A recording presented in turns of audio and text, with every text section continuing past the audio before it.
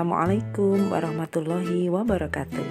Tetap semangat anak-anak belajar dari rumah dan jangan lupa lakukan kebaikan di setiap kesempatan yang kalian punya agar kalian menjadi anak-anak yang hebat. Dan pada kesempatan kali ini kita akan belajar di tema 2, subtema 2, muatan bahasa Indonesia. Adapun tujuan pembelajaran hari ini yaitu anak-anak bisa menggali informasi penting dari buku sejarah menggunakan aspek adik Simba. Apa, di mana, kapan, siapa, mengapa, dan bagaimana. Atau kita kenal dengan istilah 5W 1H. Sebelum belajar, mari kita awali dengan bacaan Bismillahirrahmanirrahim. Baik anak-anak, pada kesempatan kali ini kita mulai dari menuliskan informasi penting suatu teks menggunakan kalimat efektif. Kita dapat menuliskan kembali informasi penting dalam suatu teks. Hal tersebut dapat memudahkan kita untuk mengingat informasi yang sudah kita temukan dalam suatu teks. Informasi yang kita peroleh sebaiknya ditulis dengan kalimat efektif. Apa kalimat efektif? Yaitu kalimat yang memiliki susunan sesuai dengan kaidah bahasa Indonesia yang tercantum dalam Pedoman Umum Ejaan Bahasa Indonesia dan menggunakan kalimat yang sesuai sehingga mudah dipahami pembacanya.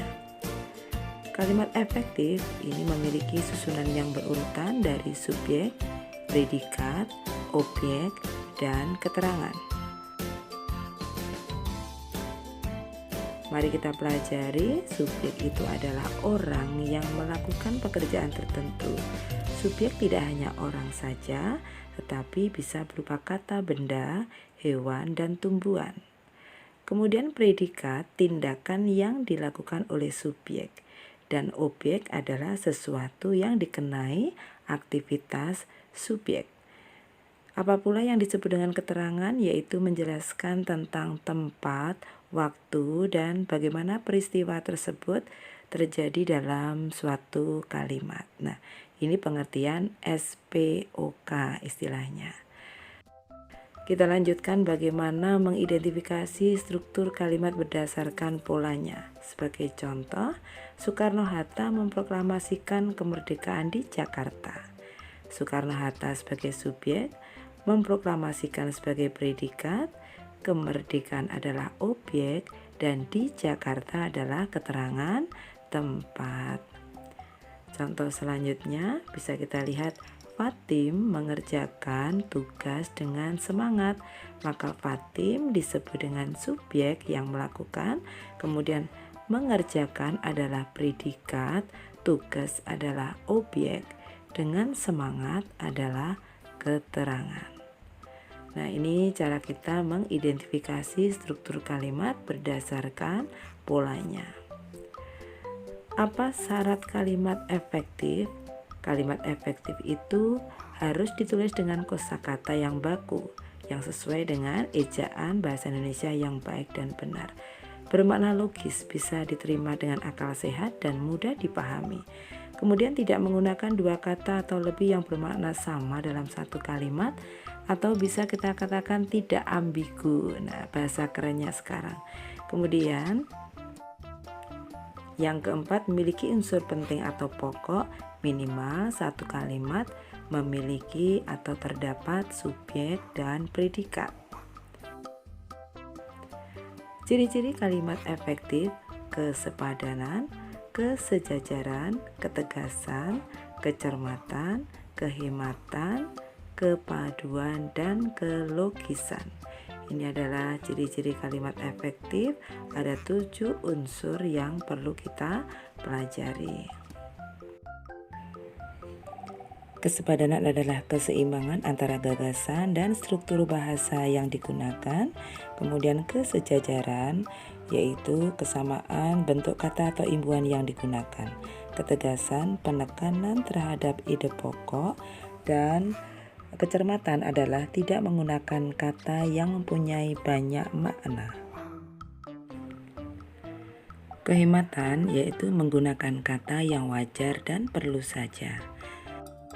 Kepaduan menggunakan gabungan kata supaya informasi bisa dipahami. Dan yang terakhir adalah kelogisan, mudah diterima dengan akal sehat, maksudnya kalimat mudah dipahami dan sesuai dengan EYD atau ejaan yang disempurnakan. Mari kita simak cuplikan teks berikut ini. Tahukah kamu sejarah ditetapkan 10 November sebagai Hari Pahlawan? Pada tanggal 10 November 1945, tepatnya di Surabaya, Jawa Timur, terjadi pertempuran antara Indonesia dan tentara sekutu. Pertempuran tersebut merupakan salah satu pertempuran terbesar dan terberat dalam sejarah Indonesia. Informasi pentingnya, tanggal 10 November 1945 terjadi pertempuran antara tentara Indonesia dan sekutu di Surabaya.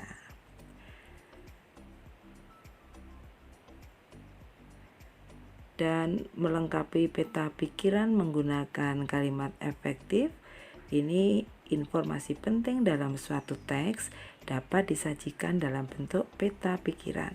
Peta pikiran memudahkan kita untuk mengingat informasi.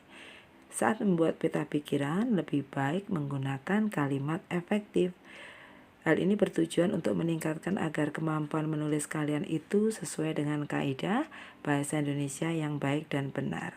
Perhatikan peta pikiran tentang pertempuran Ambarawa berikut ini. Di situ tertulis beberapa kalimat yang sudah efektif, yang bisa dan mudah untuk dipahami pembacanya.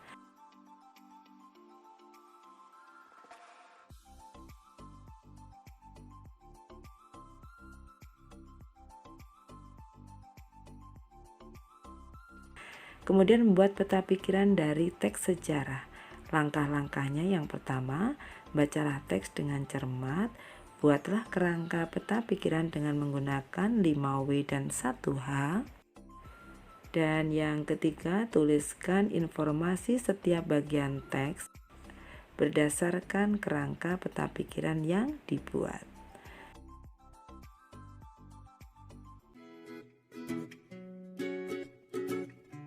Demikian belajar kita hari ini mengenai kalimat efektif, struktur kalimat, dan bagaimana membuat peta pikiran. Pada pertemuan yang akan datang, kita akan membahas apa yang dimaksud dengan kata baku dan tidak baku, dan penerapannya dalam kita menuliskan sebuah teks. Agar manfaat belajar hari ini, kita akhiri bacaan hamdalah. Alhamdulillahirabbil alamin. Assalamualaikum warahmatullahi wabarakatuh. Terima kasih sudah menyimak video hari ini dan kita bertemu pada video pembelajaran selanjutnya.